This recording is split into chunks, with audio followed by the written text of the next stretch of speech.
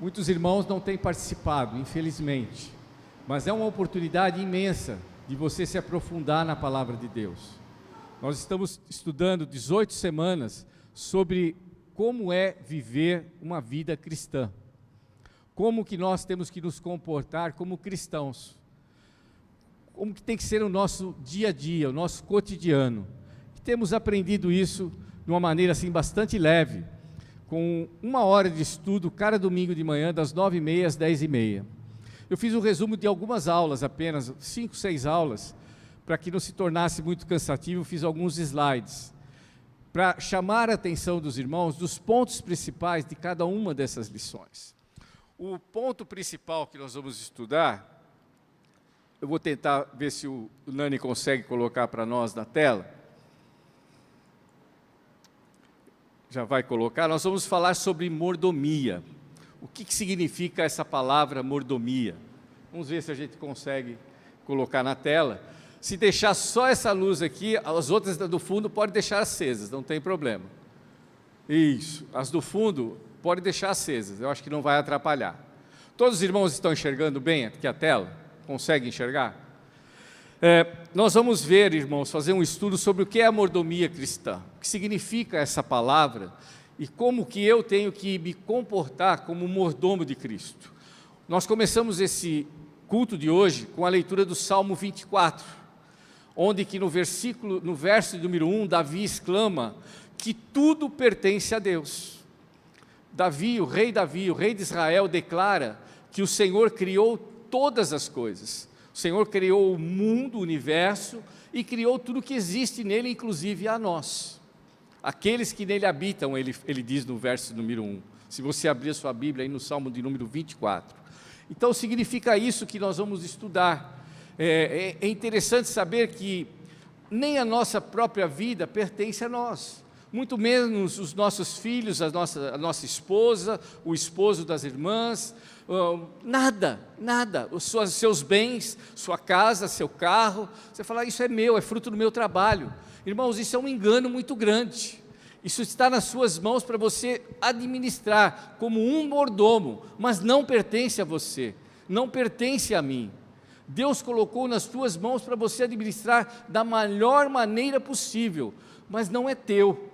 Você vai falar, está escriturado lá no cartório, está em meu nome. Está, irmãos. Deus permite que esteja no teu nome. O teu filho, você leva o sobrenome seu, mas você pensa que ele é só seu, que ele é tua propriedade, e você está enganado. O Senhor te deu para você cuidar dele da melhor maneira possível. O que nós falaríamos com aqueles irmãos ou irmãs que perderam os seus filhos? Às vezes da mais tenra idade, crianças ou jovens. Temos aqui testemunhos de tantas pessoas dentro da nossa própria igreja que perderam seus filhos ainda jovens ou crianças. E ai de nós se nós pensássemos que é propriedade nossa. Não é propriedade nossa. Jó nos dá uma lição muito grande quando ele perde 10 filhos num único dia. Os 10 filhos que ele tinha foram tirados dele num único instante. E ele, depois da morte dos 10 filhos, ele falou que Deus seja louvado. Deus tira, é dele. Mas como é que nós podemos nos sentir como Jó? Como é difícil para a gente aprender essa lição. Como é duro no nosso coração nós aprendermos isso. Quando nós temos perdas materiais, perdemos às vezes um negócio, perdemos uma casa, somos obrigados a vender um imóvel, etc. A gente sente, mas nós temos que lembrar que isso não pertence a nós, está no momento aos nossos cuidados, mas pertence tudo ao nosso Deus, ao nosso modo de encarar a vida. Ele muda por completo. A mordomia tem um significado, vem do grego, e significa despenseiro ou econômico. Significa que o mordomo é aquele que recebia por incumbência do seu senhor administrar os seus bens. Fosse joias, fosse propriedades, fosse gado, fosse até a própria família desse proprietário, administrada por um mordomo. E é assim que nós temos que nos sentir em todas as coisas. Tudo pertence ao nosso Deus. E aqui eu gostaria de citar alguns desses versículos que nós podemos Como é que eu posso entender essa verdade bíblica de que eu sou um mordomo e que eu tenho que viver como um mordomo? Nós vemos em filmes, né? Muito comum em filmes você ver, hoje já parece que está em desuso. Eu confesso para os irmãos que nos meus 65 anos eu só fui numa casa que tinha mordomos, quando eu estava fazendo faculdade, e fui visitar um amigo que era na faculdade que eu estava cursando, ele era tido como hippie. Isso nos anos 75, fazia faculdade lá em Piracicaba, na USP. Ele tinha o cabelo comprido, era difícil tomar banho, a gente tinha que jogar ele debaixo do chuveiro na República. E ele simplesmente, ele é da família Almeida Prado, ele é milionário, ele ia na escola de sandália havaiana, a semana inteira com a mesma calça, camiseta era um custo para ele trocar, cabelão comprido até aqui, barba até aqui.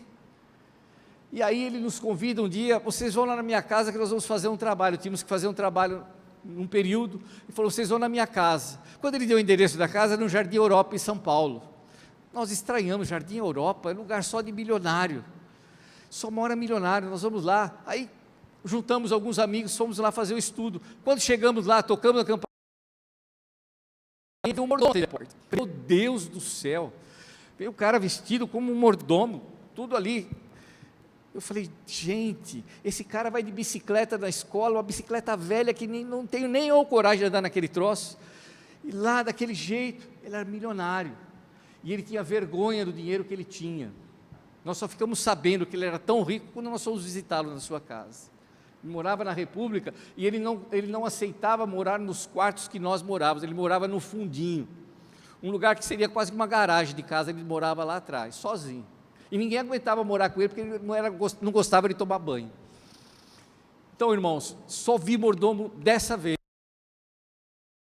Você já viu na televisão, você não sobre mordomo. E é o que nós somos na nossa vida. Aqui o Davi, ele declara no Salmo 24, ele fala, ao Senhor pertence a terra e tudo que nela existe, tudo que nela se contém, o mundo e os que nela habitam.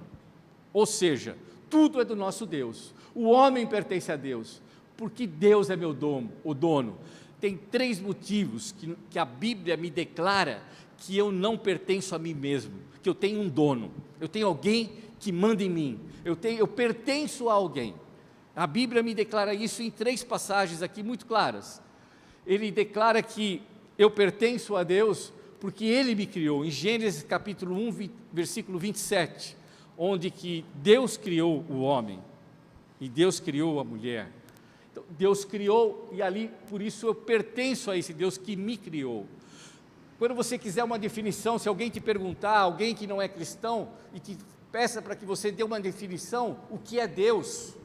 A definição mais simples que eu aprendi no curso de teologia é a seguinte: Deus é aquele o único que não foi criado. Tudo que existe foi criado por Ele. Ninguém criou a Deus. Satanás, você vai falar, e Satanás? Satanás foi criado pelo próprio Deus. É um anjo que se revoltou contra o Senhor, insurgiu contra o Senhor, mas ele foi criado por Deus. Se você ler as Escrituras, era um anjo de luz, um anjo diferenciado, e que quis se igualar a Deus, mas ele foi criado pelo próprio Deus. Então, se você quer definir o que é Deus, é o único ser que não foi criado e que criou todas as coisas, inclusive a mim e você. O segundo ponto que fala que Ele me sustenta. Paulo escreve isso em Colossenses capítulo 1, versículo 17, diz que o Senhor sustenta todas as coisas. O Senhor é que administra, o Senhor é que nos dá graça, o Senhor é que suporta toda a humanidade. Isso nós encontramos em Colossenses. E no capítulo, o terceiro ponto que me justifica que eu pertenço a Deus, nós podemos encontrar em Êxodo capítulo 19, versículo 5, onde nós temos ali a passagem que o Senhor escolheu o povo de Israel como povo seu. E também nós temos ali em Apocalipse capítulo 5, versículo 9, nós somos comprados com um preço muito alto, nós somos comprados com o preço de Jesus Cristo, o sangue de Jesus Cristo, do próprio Filho de Deus. Esses 3 motivos aqui me alegam por que eu tenho que ser mordomo, por que eu tenho que pertencer a alguém. Eu não sou dono de nada, nem da minha própria vida. Aqui, dando prosseguimento, o que a mordomia nos ensina? Ter atitude diferente em relação ao universo e a nós mesmos. Eu preciso olhar para mim mesmo e para o universo como obras de Deus. Eu tenho que cuidar daquilo. Por que eu tenho que ser responsável pelo universo? Por que eu tenho que ser responsável para viver de uma forma digna? Quando eu falo com o universo, eu estou querendo dizer aqui no meio ambiente, que você seja responsável, que você seja um ser que não agrida a natureza, enfim, e até o seu próprio corpo, porque você é criado por Deus. Você tem que tomar cuidado com a sua própria saúde, porque ela não te pertence. Ela não te pertence. Ela pertence ao nosso Deus. Você só está administrando. Então, você tem que ser responsável por si mesmo e pelo universo, que são obras do nosso Deus. Sou responsável por meus atos e decisões, pois, na verdade, estou cuidando das coisas de Deus. Reconhecer nossa dependência de Deus. Eu devo cuidar daquilo que Deus coloca nas minhas mãos. As minhas filhas, os meus netos, a minha esposa, aquilo que eu tenho de mais querido, eu tenho que cuidar da melhor maneira possível, mas eu sou totalmente de Deus para cuidar deles. Se eu achar que eu sou autossuficiente, Deus pode te mostrar de hoje para amanhã que você não é dono nem da sua própria saúde. E amanhã você pode estar entrevado numa cama e não ter como sustentar a sua mulher e seus filhos. Quantos de nós já não tivemos essa experiência? Quantos de nós que falamos, eu estou com um bom emprego, agora eu estou sossegado, e esse emprego, de repente, nós somos mandados embora, ou um negócio que nós temos é falido, uma empresa extremamente sólida, rica, de repente, eu tive experiência própria disso com meu pai, tivemos uma infância bem abastada, bem tranquila, e de repente meu pai perdeu tudo que nós tínhamos, casas, bens, carros, propriedades, olarias, tudo que nós tínhamos, perdemos tudo, do dia para a noite, questão de poucos meses, poucos anos, acabamos morando quase que emprestado, num lugar, nada nos pertence, nada nos pertence. É interessante nós termos essa noção das coisas, nós dependemos totalmente de Deus para cuidar de nós mesmos e das coisas que Deus coloca nas nossas mãos. Passando adiante, mordomo significa administrador, mantenedor, aquele que cuida dos bens do seu Senhor. Nós somos mordomos de Deus, o universo onde nós vivemos pertence a Ele, pertencemos a Deus porque Ele nos criou, pertencemos a Deus porque Ele nos redimiu. O que significa redimir, irmãos? Quando você estuda teologicamente, redimir é quando uma pessoa comprava um escravo, pagava um preço por aquela pessoa. Nos tempos de Cristo, as pessoas eram vendidas como escravos. Ia lá o Senhor e comprava por um determinado preço. A Bíblia diz que Cristo nos redimiu, Cristo nos comprou. Qual foi o preço que Ele pagou? O seu próprio sangue. Não foi barato, foi o sangue perfeito, foi o sacrifício perfeito, foi o sangue de um Deus que se fez homem, habitou aqui na terra e pagou o preço do meu e seu pecado na cruz. Esse foi o preço da minha e da sua remissão. Então, por isso que nós não pertencemos a nós mesmos, por isso que nós temos um dono, alguém que nos comprou. Além de nos ter criado, nós pecamos, toda a humanidade pecou, se afastou de Deus, e foi necessário que o próprio Deus enviasse seu Filho para recomprar aquelas pessoas, a mim e a você, para redimir a nossa vida, e nós somos redimidos pelo sangue de Cristo. Amém, irmãos? Estão entendendo? Está dando para entender perfeitamente? Vamos prosseguir. Deixa eu ver se tem mais alguma coisa que eu pulei aqui. Pagou alto preço para trazer para perto dele. Amém. Palavra-chave aqui, então, que nós temos nessa primeira parte, nessa primeira lição, que aprendemos isso no domingo de manhã, é a palavra Senhor. Deus é Senhor, nosso Senhor, em todas as áreas da nossa vida. Desde aquela que chamamos de seculares. O que é a nossa vida secular? É o Adriano, que é empreiteiro, trabalha numa empresa, é o irmão que é professor, é a irmã que tem um negócio, é a irmã que é advogada, é o Tiago que é policial, enfim, cada um de nós que tem uma atividade. Essa é a nossa vida secular. E Deus não é só dono da minha vida aqui espiritualmente falando, só quando eu estou na igreja. Não, Ele é dono da minha vida secular também. Eu tenho que ser mordomo lá, no seu trabalho como policial, no seu trabalho como advogada, no seu trabalho como funcionária pública, no seu trabalho como doméstica, você como dona de casa, você como qualquer outra atividade. Eu aprendi que nós temos que fazer da melhor maneira possível aquilo que Deus colocou nas nossas mãos. Deus me deu a bênção de eu trabalhar como engenharia agronômica, de ser um engenheiro agrônomo. Mas eu pensava, a cada dia, eu tenho que ser o melhor engenheiro agrônomo que eu consigo. Eu tenho que fazer isso com esmero, não apenas para a empresa que me paga o salário. Eu tenho que fazer como se fosse para o meu Deus. Porque a empresa que eu trabalho pertence ao meu Deus.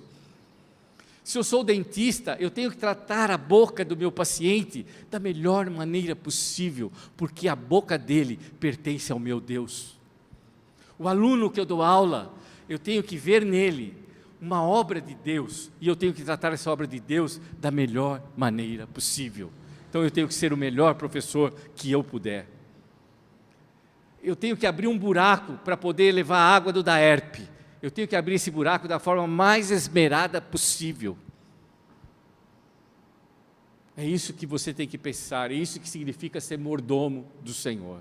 Amém? A vida do cristão, tudo deve ser espiritual, cada negócio, cada decisão, cada tarefa, sua mordomia deve envolver tudo, e sua vida totalmente entregue a Deus. Algumas pessoas falam, não, eu sou cristão durante o domingo à noite, mas o negócio quando começa na segunda-feira e eu tenho que trabalhar com vendas, eu às vezes tenho que ludibriar, eu às vezes eu tenho que enganar, eu às vezes tenho que usar de artifícios. Irmãos, isso não é ser mordomo de Deus. Isso não é vida cristã. Você fala, mas ninguém está vendo, o pastor não está vendo. Quem está vendo é o Deus que permitiu que você tivesse esse negócio, que te deu essa oportunidade de você ser mordomo nesse negócio que está nas suas mãos. Então faça isso com esmero, faça isso com cuidado. Não pense em mordomia só na área espiritual. Eu vou trabalhar na igreja, eu vou ser um bom obreiro. Não.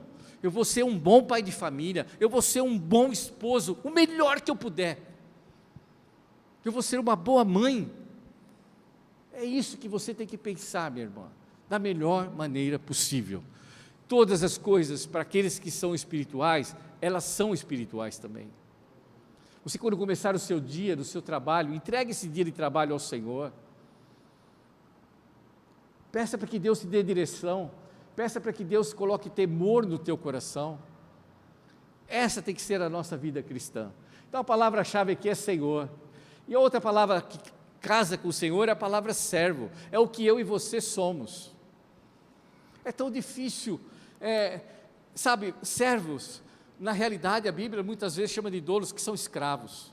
E quando a gente ouve a palavra escravo, soa, que chega a doer no nosso ouvido e no nosso coração. Nós lembramos das pessoas sendo escravizadas, judiadas, mas não é dessa forma que Deus nos chama de servos, nem de escravos.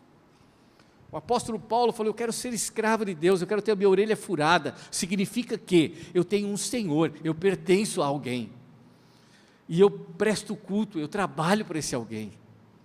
E é isso que eu e você temos que nos sentir, saber quem é Deus e saber que eu sou servo. E se eu sou servo, eu tenho que servir. Se eu sou pastor, eu tenho que servir. Se você é irmão, se você é diácono, se você é simplesmente assíduo da igreja, você tem que servir o tempo inteiro. Você tem que servir a sua família. Você tem que servir no seu trabalho. Você é servo.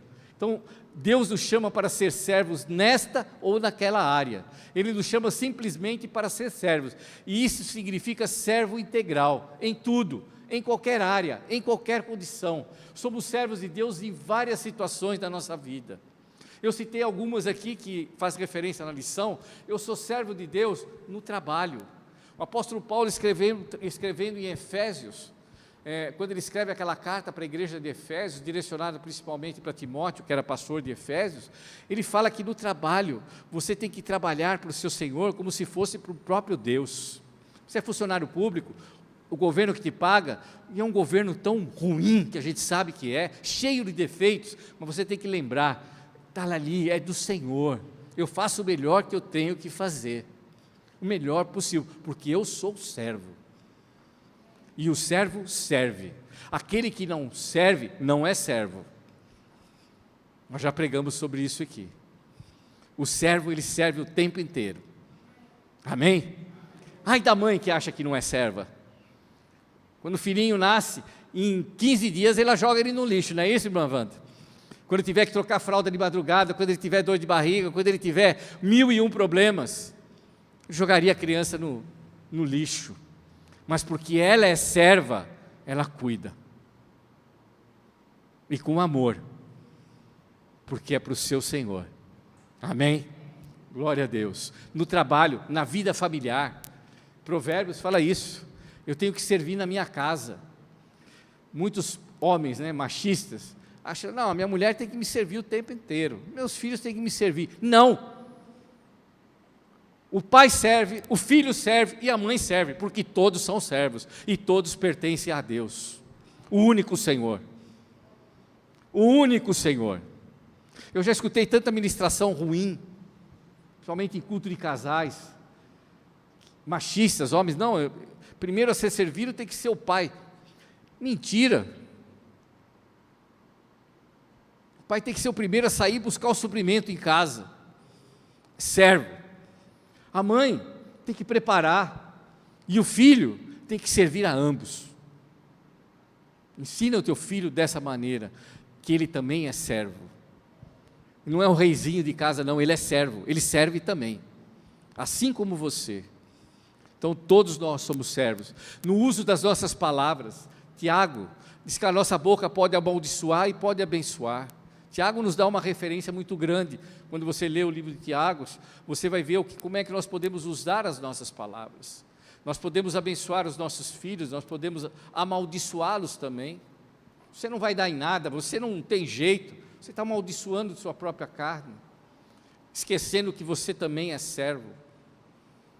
Então você tem que servir no trato com as pessoas. Romanos capítulo 12 fala sobre isso, o apóstolo Paulo. Na administração dos bens pessoais, Lucas nos faz uma referência, Cristo mesmo falando, de alguém que era muito rico, um fazendeiro rico. Jesus conta uma parábola que um fazendeiro rico, depois de grandes colheitas, ele fala, eu tenho que fazer mais um celeiro, eu tenho que guardar esse trigo em outro lugar maior, porque eu estou rico.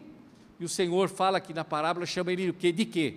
Louco, hoje mesmo poderão pedir a tua alma. E para onde vai tudo o teu tesouro? Onde está o teu coração? Você é servo. Jesus Cristo nos ensinou isso. No cuidado no próprio corpo, nós temos que cuidar do nosso corpo, é templo do Espírito Santo. Eu não posso levar uma vida desmazelada em termos de saúde, eu tenho que cuidar da melhor maneira possível, porque esse corpo pertence a Deus.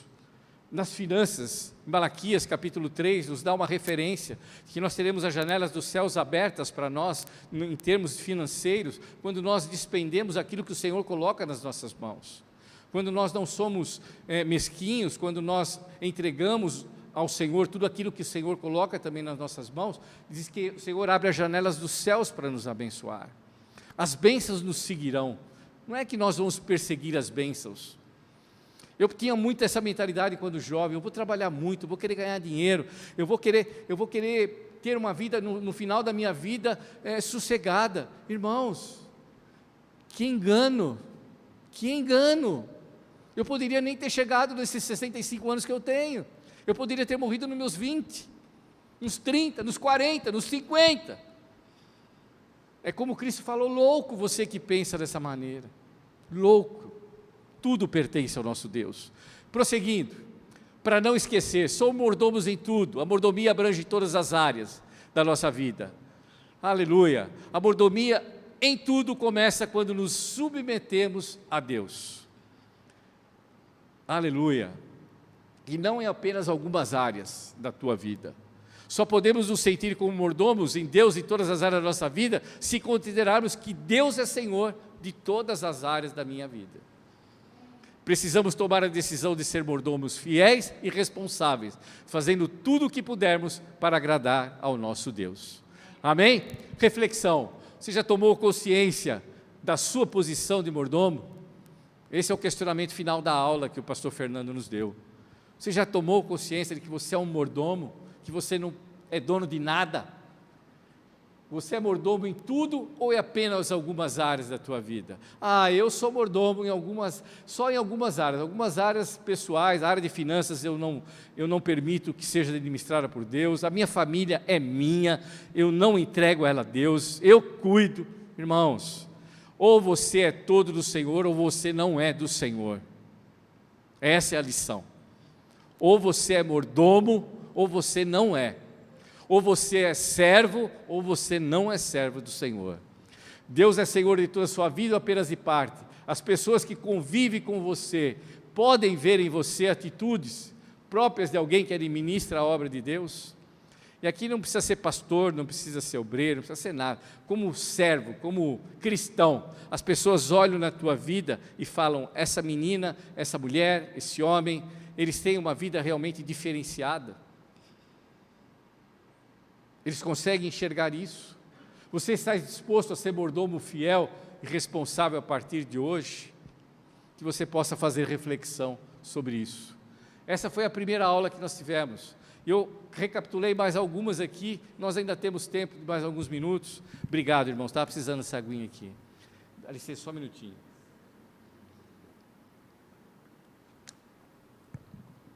Essa expressão, reino de Deus, ela vem na segunda lição lá do nosso caderno. Há várias posições sobre a expressão reino de Deus. Nós adotamos a posição teológica que propomos que é simples e muito objetiva. Reino de Deus é o domínio de Deus sobre todas as coisas. Se alguém te perguntar o que é o reino de Deus, fala, é o domínio do Senhor sobre tudo. Sobre minha vida, sobre o que eu tenho, sobre o universo. É o reino de Deus. É simples a gente poder definir dessa maneira. Qual é a minha participação no reino de Deus? Posso participar com aquilo que eu sou. Você participa com aquilo que Deus permitiu que você fosse. Sua participação começa com aquilo que você tem de mais importante, que é a sua própria vida. Foi o dom que Deus deu para cada um de nós. Em Mateus capítulo 25, versículo 14 a 30, identificamos lições. Todos receberam talentos. Jesus Cristo deu essa parábola. Todos receberam. Um recebeu 1 talento, outro recebeu 2 talentos, um terceiro recebeu 5 talentos. Mas vocês, olhando a palavra, estudando, vocês vão ver que Jesus fala que nenhum deles ficou sem talento nenhum. Pelo menos 1 talento Deus deu para cada um deles. E aí ele vem requerer desse servo que recebeu o talento, o que ele fez com aquele talento. E aí nós conhecemos a parábola que aquele que recebeu 2 multiplicou e entregou 4 ao seu senhor. Aquele que recebeu 5 entregou 10. Mas aquele que recebeu 1 talento único, ele enterrou na terra e falou, o meu senhor ele é mau. E ele pode me requerer de mim e eu não tenho nada para entregar para ele, eu vou entregar pelo menos o que ele me deu. E a moral da história, a moral da parábola, é de que, fala, servo, você foi mau, aquilo que eu te entreguei, você não usou, você enterrou, eu não dei para você enterrar o teu talento, eu dei para você usar e multiplicá-lo. Se você tivesse, pelo menos, deixado o talento comigo, eu teria juros sobre esse talento, eu teria ganho sobre ele. Mas ficou na tua mão e você não multiplicou. Sabe o que eu vou fazer? Eu vou dar para aquele que tem 10 talentos. A parábola termina dessa maneira. Então nos ensina que o Senhor dá para cada um de nós 1 talento. Cada um teve liberdade de administrar esses bens. Cada um participou de acordo com o que recebeu. A recompensa foi dada de acordo com a fidelidade e não de acordo com a quantidade. É isso que é interessante. E no fim, eu posso entender o final da palavra, que eu posso participar com aquilo que Deus ainda me dará. Olha que legal isso. Deus ainda me dará outros, se eu usar os talentos que Deus colocou nas minhas mãos, Deus me dará ainda outros talentos. Não acaba a proporção de talentos que Deus entrega nas tuas mãos. Esse é o nosso Deus. O método de Deus é de participação. Como é que a gente participa? O método de participação pode ser visto por meio de posições que Deus nos deu. Lá em João, no Evangelho de João, capítulo 1, versículo 12, Cristo fala que nos tornamos, quando aceitamos a Cristo como o nosso Redentor, reconhecemos que Jesus veio à terra como Filho de Deus e reconhecemos que Ele é o nosso Salvador, Ele nos capacita a sermos chamados filhos de Deus. Nós nos tornamos filhos de Deus. Também em 1 João capítulo 3, versículo 1, primeira carta de João, nós nos tornamos filhos de Deus. Eu participo então no reino como filho. Eu participo no reino em Gálatas. Deixa eu voltar. Eu participo, como Paulo escreve à igreja dos irmãos na Galácia, ele escreve o seguinte, que eu sou herdeiro do reino. Se eu sou filho de Deus, eu herdo o reino. O reino não pertence a Deus, não é isso? O reino pertence ao Senhor, tudo foi criado por Deus. Se eu sou herdeiro, eu tenho direito ao reino, como herdeiro. A Bíblia nos fala que nós somos co-herdeiros com Cristo, tudo pertence ao próprio Cristo, e Ele nos chama de co-herdeiros. Nós participamos do reino de Deus, como herdeiros. Mas Pedro fala que nós somos servos. Eu gosto do Pedrão, gosto do apóstolo Pedro, porque ele nos traz da realidade. Você é servo. E você participa no reino como servo, você vai servir. A nossa vida, irmãos, é servir, desde o dia que nós nascemos até o dia que nós paramos de respirar e morremos. Nós estamos servindo em todo o tempo, e que nós sirvamos com bênção a nossa vida, que nós sejamos servos de Deus úteis até o último suspiro da nossa vida.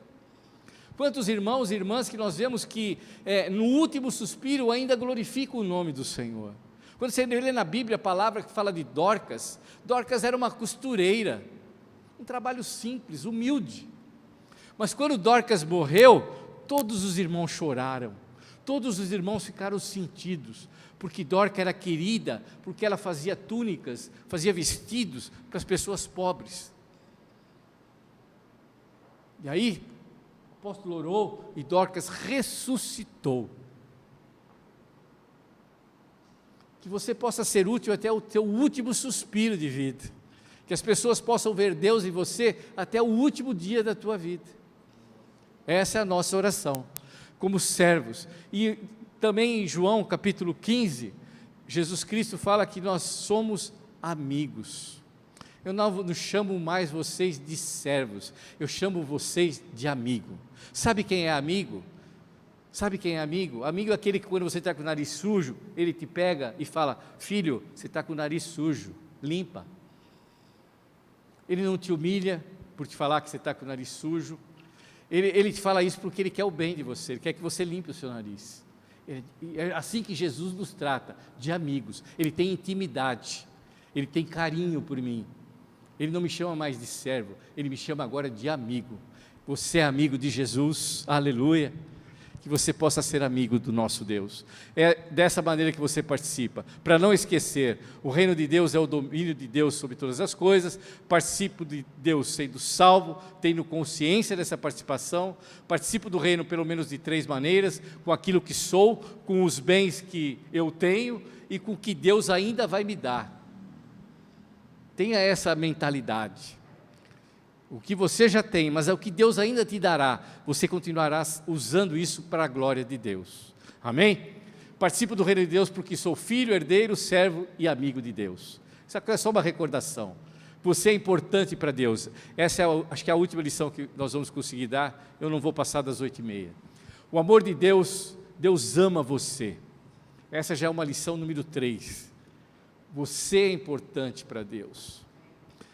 Esse eu lembro que eu dei essa aula, não sei quem assistiu na escola bíblica dominical, mas fui eu que dei essa aula de manhã, não foi o pastor Fernando, foi a única aula que eu dei de manhã. E eu, quando estava preparando a aula em casa, eu lembro que eu chorei sozinho no meu quarto preparando essa aula. Quando eu estava preparando e estudando a lição, e ali o escritor mostra que eu sou importante para Deus. Eu não sou algum qualquer. Eu não sou um qualquer.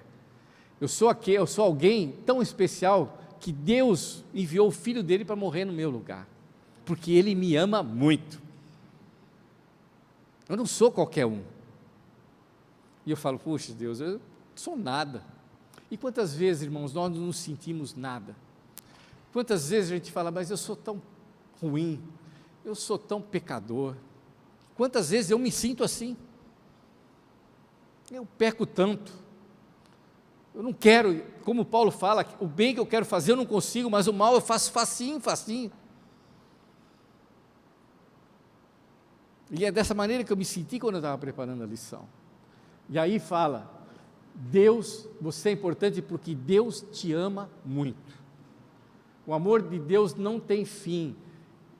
Jeremias capítulo 31, versículo 3, diz que Deus nos atraiu com benignidade, com laços de amor. Quando eu fui ler lá em Jeremias, eu falei, Deus, como é que tu pode me atrair com amor eu sendo tão pecador? Mas é o que a palavra diz, Deus me atraiu com laços de amor. Sabe o que é laços? Ele me amarrou, ele falou, daqui você não sai, mas eu sou pecador, mas eu te amo, eu não te largo, você é meu. Eu me senti assim, preso pelo Senhor, mas por causa do amor que eu tenho, que Ele tem por mim. O amor de Deus é grande, é uma outra palavra maravilhosa que Paulo escreve em Efésios, capítulo 2, versículo 4, quando Paulo fala sobre a salvação para a igreja de Efésios. Fala que Deus nos amou, Ele é rico em misericórdia. Deus nos amou quando nós éramos ainda pecadores, e nós o somos até hoje. Mas mesmo esse pecado não impediu que Deus me amasse. Amém, irmãos? Você é amado do Senhor. O amor de Deus é real. Em Romanos capítulo 5, o apóstolo Paulo escreve para a igreja de Roma, dizendo que Cristo prova o seu amor para conosco pelo fato de ter morrido na cruz. Quando alguém te falar, prova que Jesus te ama, eu falo, eu provo. Eu tenho prova que Jesus me ama. Eu tenho prova que Deus me ama, porque Ele deixou o seu Filho morrer no meu lugar. E só faz isso alguém que tem muito amor por mim. Só alguém com muito amor para permitir que o seu Filho morresse no meu lugar. Os efeitos desse grande amor, tudo bem, Deus me ama, e aí? O que eu faço com essa vida? O que eu faço com esse grande amor? O amor de Deus me transforma numa pessoa com uma missão. Isso me chamou muito a atenção. Esse foi o motivo que eu mais chorei naquela noite em casa. Porque não ficou só no amor de Deus. A partir do momento que eu descobri que Deus me ama, Ele me deu uma missão. Qual é a missão que Deus deu para você? Cada um aqui tem uma diferente do outro. Eu li lá o testemunho do livro que fala que um irmão, que um moço da igreja, ele tinha um negócio, uma quitandinha, vamos dizer assim, um negócio pequeno, um varejão pequeno, e um negócio não ia muito para frente, e ele se tornou evangélico, se tornou cristão, e o negócio continuou daquele mesmo tamanho, pequeno. Ele falou, mas meu Deus, que é isso? Deus não modifica a minha vida, eu não sirvo para nada mesmo. E nesse meio tempo, o filho dele se tornou jovem, se tornou viciado em drogas. Se tornou viciado em drogas e afundou de vez a sua vida nas drogas.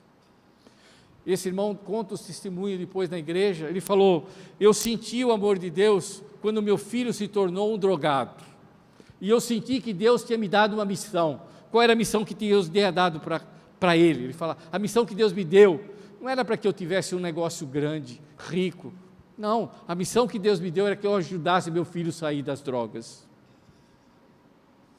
Foi a missão que Deus me deu. E ele deu esse testemunho na igreja, e a igreja toda se comoveu. E ele falou, eu só me conscientizei disso quando eu recebi de Deus o amor dele, senti o amor dele, e vi a necessidade do meu filho, eu vi que Deus tinha me dado uma missão. Era tratar do meu filho.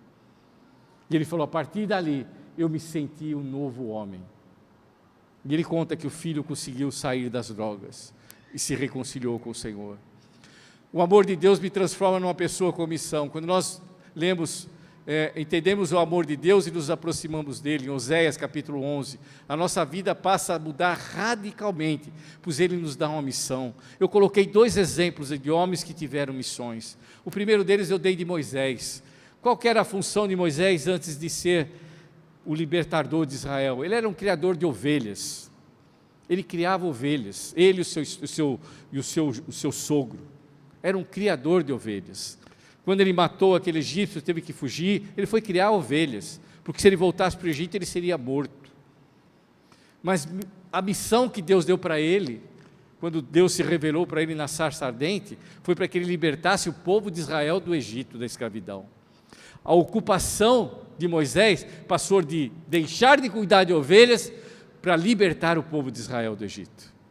E eu coloquei o segundo exemplo aqui, que é o serviço de Pedro e André.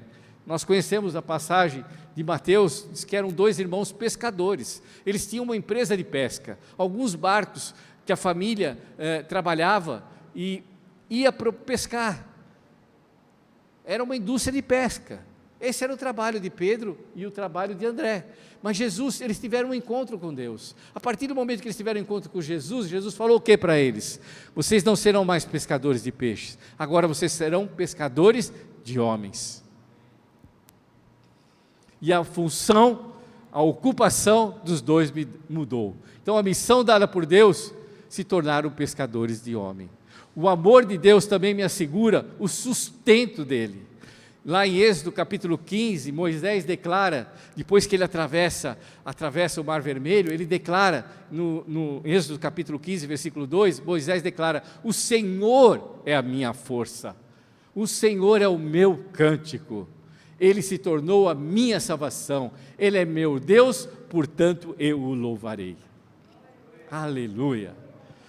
Moisés não tinha força no braço dele, ele não ia conseguir abrir o Mar Vermelho com a palavra dele, ele abriu o Mar Vermelho sobre a ordem do Senhor. Aleluia! E sobre a ordem do Senhor vieram as 10 pragas sobre o Egito, e sobre a ordem do Senhor, ele bateu na rocha e brotou água, e sobre a ordem do Senhor veio as codornizes, e sobre a ordem do Senhor veio todas as coisas, mas quem dá o sustento para a missão que eu e você tem, é o Senhor, aleluia! Não é o teu braço. Você conhece a Deus, Deus te ama, e Ele te dá uma missão, e Ele te capacita nessa missão. Amém? A Neila vai estar aqui orando, quem vai dar força para a irmã, direção, é o Senhor. O irmão que toca, louva, o talento, foi Deus que deu, e quem vai te sustentar nesse talento, é o Senhor. Entrega para o Senhor, entrega, com todo o teu amor, serve, porque a tua função é servir. Aleluia! Continuando, terminando já. Minha mordomia tem como base o amor de Deus, me chama para ser mordomo porque Ele tem uma missão para a minha vida. Posso ser mordomo porque Deus sustenta a minha vida e me capacita. Ser chamado para servir a Deus como mordomo é um privilégio, pois demonstra que sou importante para Deus e amado por Ele. Mais 5 minutos nós terminamos. A última lição, mais 3 slides apenas. Essa foi uma das que eu falei, eu ia só pregar sobre essa missão aqui. Falei para o Fernando, pastor Fernando, falei: Fernando, estou com a ideia de fazer uma pregação diferente na igreja. Ele falou: filho, faça o que você quiser. Você sabe que nós estamos fazendo uma sequência de estudos sobre família. Há um mês que o pastor vem pregando todos os domingos sobre família. O pastor Rafael veio e pregou sobre família. O pastor Fernando falou: Zé Roberto, prega sobre família. Samuel também, prega sobre família. Eu falei: eu posso pregar outra palavra? Deus tem inflamado meu coração com outra palavra. O Fernando falou: faça o que você quiser, deixa Deus te usar. Eu ia só pregar só sobre isso. Esses 2 slides, eu iria falar 40 minutos com vocês aqui. Nós somos interessados ou compromissados com Deus? Comprometidos ou compromissados? Nós estudamos a palavra de Deus, nós vemos que as multidões, quando Jesus estava aqui, quando você lê os evangelhos, onde Jesus ia, o que acontecia, Neila? Corriam multidões para Ele. Mas quem era essa multidão? Eram cegos, coxos, pessoas endemoniadas, eram pessoas, enfim, com toda sorte de enfermidades, né? Eram essas pessoas que acorriam a Jesus. Mas foram essas mesmas pessoas que estavam gritando perante Pilatos: crucificam, crucificam, solta Barrabás ou solta Jesus. Pilatos estava louco para soltar Jesus. Ele sabia que Jesus não tinha cometido crime algum. Ele sabia que ele estava ali por inveja dos judeus. Ele sabia que ele estava ali perante o tribunal simplesmente por ódio dos judeus. E ele queria soltar. Aí ele chamou um cara que era ruim, que a sociedade não gostava, que era lá como se fosse um pária da sociedade que nós temos aqui. Ele falou: a sociedade vai libertar Jesus porque esse cara é muito ruim. E o que aconteceu? Conhecemos a palavra. As pessoas falavam, ele falava: vocês querem que eu solte Barrabás ou solte Jesus? Jesus! E aquela mesma multidão que ia lá atrás de Jesus para curá-lo, gritava: crucificam, crucificam.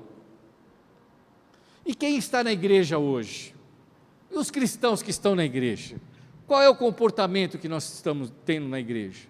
Nós somos daqueles que estamos porque nós gostamos de ouvir uma palavra diferente, porque nós gostamos dos cânticos da igreja. Eu ouço muitos pais que falam: tem que ter escola dominical, porque eu preciso levar o meu filho, ele precisa crescer no conhecimento de Deus. Quando tem escola dominical, ele não traz os filhos. Ele é o primeiro a não trazer os filhos. Você é interessado ou você é comprometido com Deus? Aquela multidão era só comprometido. Interessados eram os seus discípulos que seguiram ele durante 3 anos, que largaram a sua companhia de pesca, como Pedro, como João e outros, que largaram a contabilidade ou fiscal, como era aquele, como é que chamava o fiscal? Como? Mateus. Obrigado, irmão. Mateus era coletor de impostos, trabalhava na Receita Federal, cobrava impostos dos judeus para Roma, mas ele largou tudo e foi atrás de Jesus durante 3 anos. Ele tinha um bom emprego, irmãos, devia ganhar bem, roubar bastante, largou tudo para seguir a Jesus. Ele não era um dos que estava apenas interessados, ele se comprometeu com o Senhor. Muito bem, apesar de interessados em Cristo, aquelas pessoas não buscavam profundidade no relacionamento com o Senhor, não havia nem submissão e nem amor a Deus e a Cristo. É isso que a lição fala. Ter interesse pelas coisas de Deus não é mesmo que ser comprometido com Ele. Muitas pessoas se interessam por Cristo, mas não estão dispostas a se comprometer com Ele. Quem quer ter compromisso com Deus precisa entregar toda a vida ao Senhor, estar disposto a sacrificar-se por Ele, ter coragem para colocar Deus em primeiro lugar, servir a Deus como o único Senhor, com fidelidade. Nós estamos com dificuldade, eu falei ainda domingo na igreja, estamos com dificuldade de encontrar aqui diáconos para a igreja. Por quê? Diácono tem que chegar meia hora mais cedo, tem que estar disposto para receber os irmãos lá na porta, tem que estar com o rosto bastante alegre para receber com alegria os nossos visitantes. Dá trabalho, fica de pé o culto inteiro, não é isso, Nádio? Fica de pé o culto inteiro, tem que ver se o banheiro está limpo, se o bebedouro está em condições de receber as pessoas, tem que ver se está faltando luz aqui, se precisa trocar alguma lâmpada, tem que vir na igreja limpar, uma série de coisas. Tem muita pessoa na igreja, mas tem poucas pessoas interessadas em trabalhar, em servir, se comprometer. E é isso que Deus espera de mim e de você. Quantos irmãos que estão, os músicos, têm que deixar a sua casa mais cedo para vir ensaiar? Quantos de nós temos que abdicar o clube de domingo de manhã para vir à escola bíblica dominical? Eu tenho que ficar com a minha família, mas você esquece que a tua família também é de Deus? E que ela pertence ao Senhor? E que ela também tem que servir a Deus? Amém? Eu não ouvi amém da igreja. Amém. Glória a Deus. Para nós terminarmos, seguir Jesus envolve relacionamento pessoal com Ele, tendo como mestre e Senhor da sua vida, prontidão para iniciar uma nova vida, deixando para trás o amor a este mundo, a si mesmo, a prática do pecado e as paixões da carne. Eu quero dizer o seguinte: quando você tem um encontro com Deus, você vai ter que deixar o pecado para trás. Se você adulterava, você não pode adulterar mais. Se você roubava, você não pode roubar mais. Se você mentia, você não deve mentir mais. As paixões da carne ficam para trás. Sacrificar-se, você vai ter que fazê-lo. Às vezes da própria família. Jesus falou que aquele que não deixasse a sua família, não era digno de segui-lo. Ele falou isso para os seus discípulos. Quem quer ser meu discípulo, pegue a sua cruz e me siga. Pegar a cruz não é fácil, irmãos. Pegar a cruz não é gostoso. Você vai ter que abdicar de muitas coisas. Mas se você quer ser um seguidor de Cristo, você vai ter que fazê-lo. Prontidão para iniciar uma nova vida, disposição para colocar Cristo acima de tudo e de todos. O que inclui seu trabalho, e que é tão difícil para tantas pessoas. Inclui seu conforto, os seus bens, seu status, seu sucesso e a própria família. Quantos de nós nos sacrificamos no trabalho, na família? Nós vemos irmãos trabalhando 24 horas por dia se deixar. Eu preciso trabalhar, eu tenho que trabalhar no domingo, eu tenho que trabalhar todo... Você tem que trabalhar, irmãos, eu sei, você tem que ganhar o pão de cada dia, mas se você puder abdicar de algumas coisas para estar mais em contato com o Senhor, o faça, porque você tem que trabalhar em prol do reino, e Deus vai te abençoar em todas as áreas da tua vida. Tem irmãos que têm que trabalhar, médico tem que fazer plantão, ele não escolhe o dia de trabalhar. Tenha isso em mente. Para nós terminarmos, o compromisso é um sinal claro de que somos de Jesus. Alguém que diz que tem compromisso com Jesus, mas é incapaz de realizar algo para Deus, possivelmente é apenas uma pessoa interessada e não comprometida. O compromissado não é apenas simpatizante, mas alguém que ama o Senhor de todo o coração e está inteiramente disposto a sacrificar-se por Ele e abrir mão de seus próprios interesses por amor e devoção a Cristo. Isso envolve ações bem práticas, como, eu vou falar algumas dessas ações para nós terminarmos. Participar das atividades da igreja, não apenas frequentar a igreja, mas colaborar. É fácil frequentar, o difícil é colaborar, mas o que a igreja espera, o que Cristo espera de nós, é que nós sejamos colaboradores, cooperadores, amém? Sustentar a igreja por meio dos nossos dízimos, orações e voluntariado, testemunhar continuamente de Jesus a todos, não apenas aqui dentro da igreja que nós falamos que somos crentes, é no nosso trabalho, é no nosso estudo, é onde nós estivermos, é falar que Jesus é o nosso Senhor, aonde nós estivermos, é abandonar os hábitos e práticas que não agradam ao Senhor, o nome de Jesus, buscar a santificação evidenciada na transformação de vida. Aquele que é cristão, se falava palavrão, não fala mais. Eu fico bobo de ver alguns irmãos usando a internet. Usa a internet como o maior dos pecadores. Escreve ali bobagens que não pode escrever um cristão. Você tem a mente de Cristo. Você tem a mente de Cristo. Veja o que você escreve. Se você usava palavrões, se você aprendeu a usar palavrões, eu fui ensinado pela minha avó, infelizmente, ela falava de 3 palavras, 5 eram palavrões.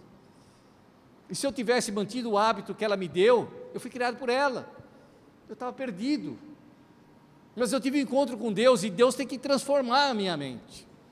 O apóstolo Paulo fala isso, que a nossa mente é transformada. Um novo ser. Eu tive um encontro com Deus. Então que você tenha conduta e caráter cristão, não apenas na igreja. Você é comprometido com Jesus ou interessado por Ele? Você é comprometido com a igreja ou interessado por ela? Lembre-se, sua resposta será demonstrada por meio de suas atitudes e sua forma de encarar a vida. Pode acender a luz, obrigado. Era essa palavra que eu gostaria de trazer para os irmãos. Esse é o estudo que nós estamos fazendo durante já praticamente 10, 12 semanas. Que muitos não tiveram a oportunidade de assistir. Eu falei, é interessante que a gente possa fazer um resumo sobre isso. Você vai falar, mas eu vim na igreja para ouvir uma palavra. Você ouviu várias palavras aqui. Amém, irmãos? Você ouviu várias palavras. Você ouviu várias pregações. Pegue aquilo que você necessita. Eu peguei aquilo que eu preciso para a minha vida. O que eu preciso corrigir na minha vida. Porque eu não sou perfeito. Eu sou pecador. E eu preciso ter várias correções todos os dias. E o Senhor me mostrou o que eu preciso melhorar. Que você também possa fazer o mesmo. Vamos ficar de pé. Nós estamos no horário, em cima do horário, e eu gostaria de orar. Podemos orar? Você está disposto a orar ao Senhor? Você aprendeu o que é ser mordomo do Senhor? Servir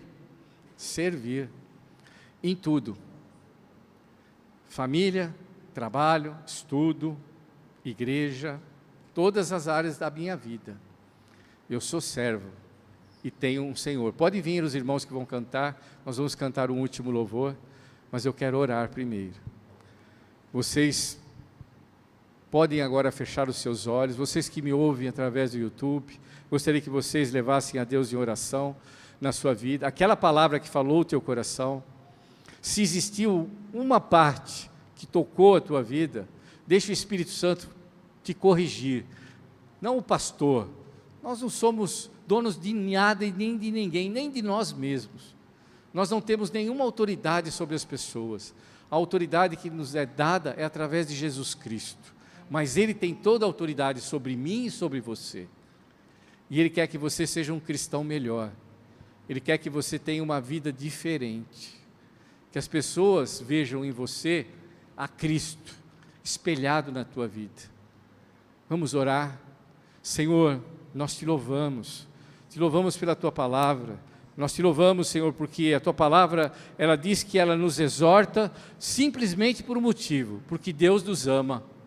Assim como o pai exorta um filho pequeno, porque ele precisa aprender a forma correta de viver, o Senhor, através da sua palavra, nos ensina todas as coisas. Senhor, que essa tua palavra possa nos exortar nessa noite, ela possa nos ensinar, ela possa, Senhor, modificar o nosso caráter daquilo que necessita ser modificado.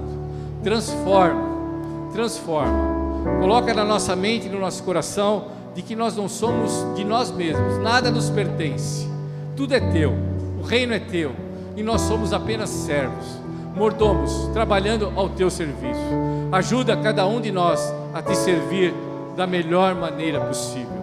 Se existir alguém no nosso meio, que ainda não te conhece profundamente, que a partir de hoje possa ter um relacionamento, um encontro contigo, possa modificar a sua vida, possa ter a sua vida transformada, aleluia, possa ter um novo viver, um novo caráter, o caráter que o Espírito Santo nos molda.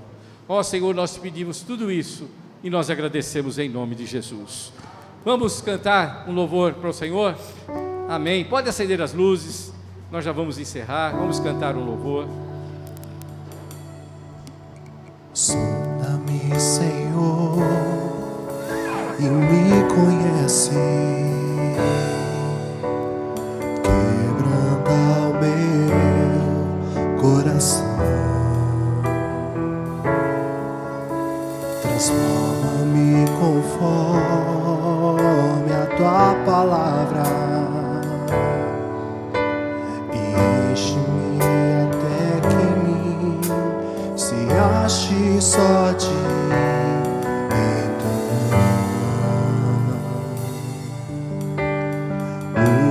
Usa-me, Senhor. Usa-me como um farol que brilha à noite, como ponte sobre as águas, como abrigo no deserto, como flecha que acerta o alvo. Quero ser usado da maneira que te agrade, em qualquer hora, em qualquer lugar. Eis aqui a minha vida, usa-me, Senhor, usa-me. Sonda-me, quebranta-me, transforma-me, enche-me e usa-me, Senhor.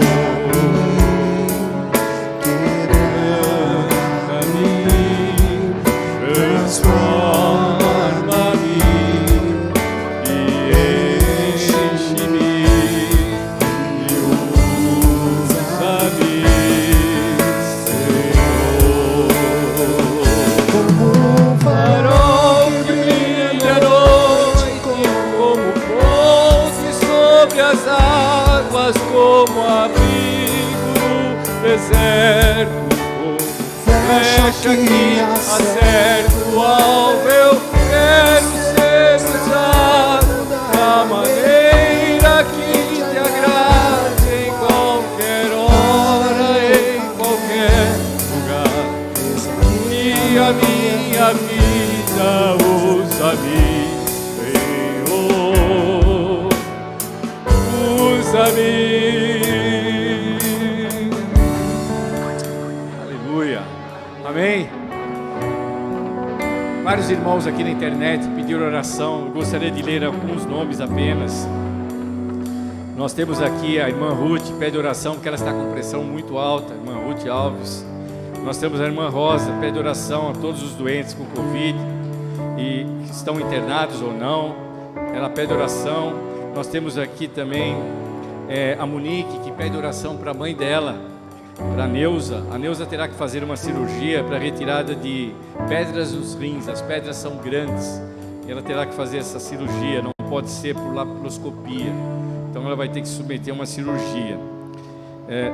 Nós vamos orar pela Neuza, amém? Nós temos aqui, quem mais?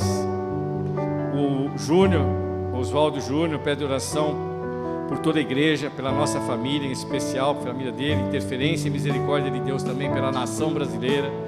Ele lembra.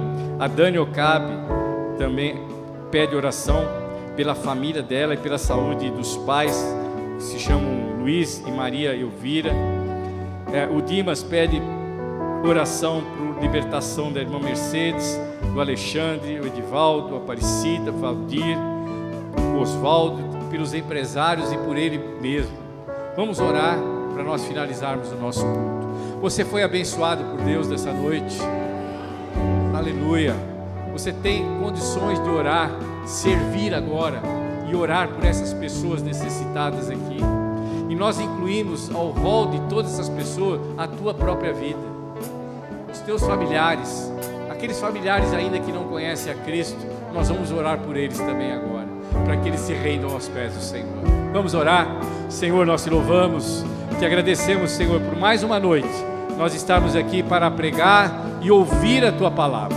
Obrigado, Senhor, obrigado por essa noite de bênçãos, obrigado pela oportunidade que tu nos deste, e nós queremos interceder, orar, servir-te através da oração.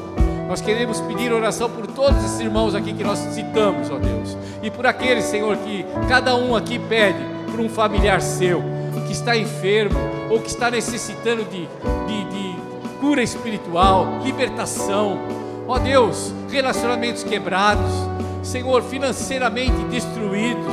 Senhor, nós te pedimos por cada um, ó Pai, que tu possas solucionar os problemas, que tu possas enviar a cura, a unção de cura, ó Senhor, que tu possas, Senhor, enviar o perdão dos pecados, que o Senhor possa libertar aqueles que estão cativos na mão do diabo. Senhor, nós te pedimos por esses que estão enfermos aqui, ó Deus, abençoa, liberta e dá a tua bênção. Abençoa cada um, Senhor, é o que nós pedimos e agradecemos em nome de Jesus. E que o amor do Pai, a graça do Filho e as doces consolações do Espírito Santo de Deus sejam sobre toda a igreja, desde agora e para sempre. Amém. Amém? Não vou embora, eu vou lá no final da porta para cumprimentar cada um dos irmãos. Amém?